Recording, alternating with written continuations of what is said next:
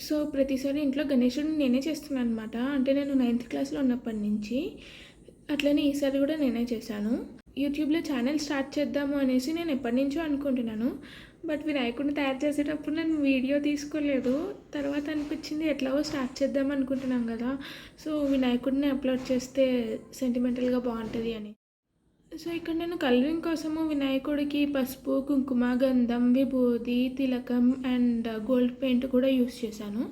Details కోసము అనేసి. And లాస్ట్‌లో ఒక చాక్ పీస్ తీసుకొని దాన్ని దంతాల్లాగా షేప్ చేసి వినాయకుడికి పెట్టేశాననమాట.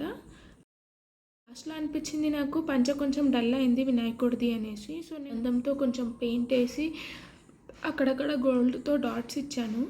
సో, ఇది కంప్లీట్ లుక్ వినాయకుడిది ఈసారిది. ఇవి కొన్ని నేను పాస్ట్‌లో చేసిన వినాయకుడులు. కొన్ని ఇయర్స్‌లో నేను మోర్ దాన్ 1 చేశాను. లైక్ 2018లో 3 చేశాను. మా అమ్మ కోసము, నా కోసము అండ్ వాళ్ళ ఫ్రెండ్ కోసము అనేసి. అట్లనే ఈసారి 2 చేశాను మా అమ్మ కోసం కూడా అనేసి. సో, గణేశుడికి 9 రోజులు పూజ చేసేసి ఇవాళ ఉద్వాసం చెప్పాము అండ్ నిమజ్జనం చేసాము. ఇంట్లోనే మట్టితో చేసిన వినాయకుడు కాబట్టి ఒక టబ్లో వాటర్ తీసుకొని దాంట్లో వినాయకుడిని నిమజ్జనం చేసేసాము. మొత్తం డైల్యూట్ అయిపోయిన తర్వాత ఈ వాటర్ని తీసుకొని వెళ్ళి చెట్లలో వేసేస్తామన్నమాట. Thank you for watching.